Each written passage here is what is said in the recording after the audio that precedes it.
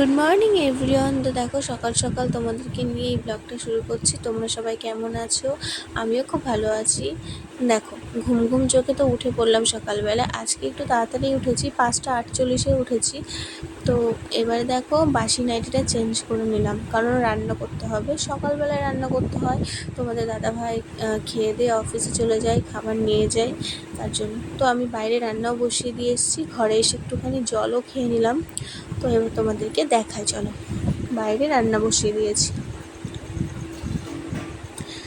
দেখো ওখানে রান্না হচ্ছে। আজকে কিন্তু আমাদের রান্না হবে ভাত, আর এই যে বাঁধাকপির তরকারি, আর হবে ডিমের তরকারি। তো আমি ডিমের তরকারি ক্লিপটা নিতে ভুলে গেছিলাম, যা মানে তাড়াহুড়ো করে রান্নাটা করছিলাম। আর এদিকে গরম তো আছেই। তো দেখো আমার রান্না বান্না কমপ্লিট হয়ে গেছে।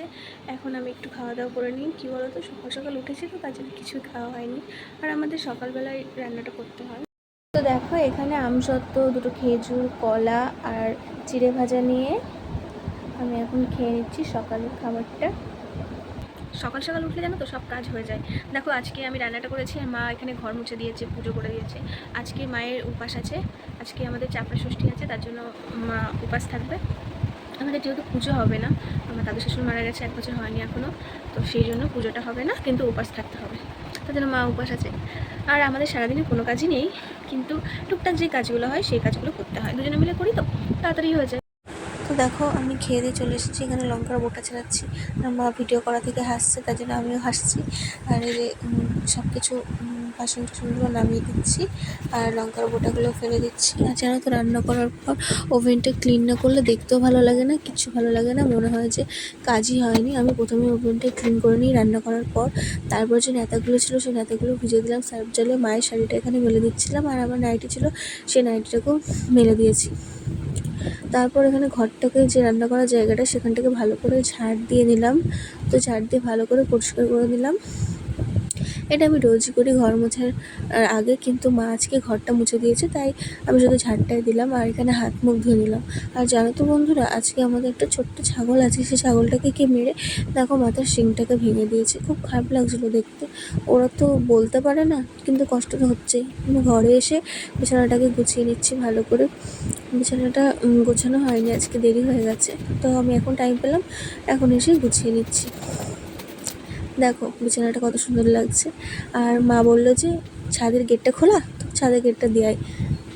ওপরে এসে দেখো আমাদের এখানে ছাদটাকেও দেখিয়ে দিলাম। এখানে একটা কাঁঠাল গাছ আছে, তার জন্য দাঁড়িয়েছিলাম। আর এখানে একটা গাছ আছে, মনসা গাছ, ফণি মনসা গাছ।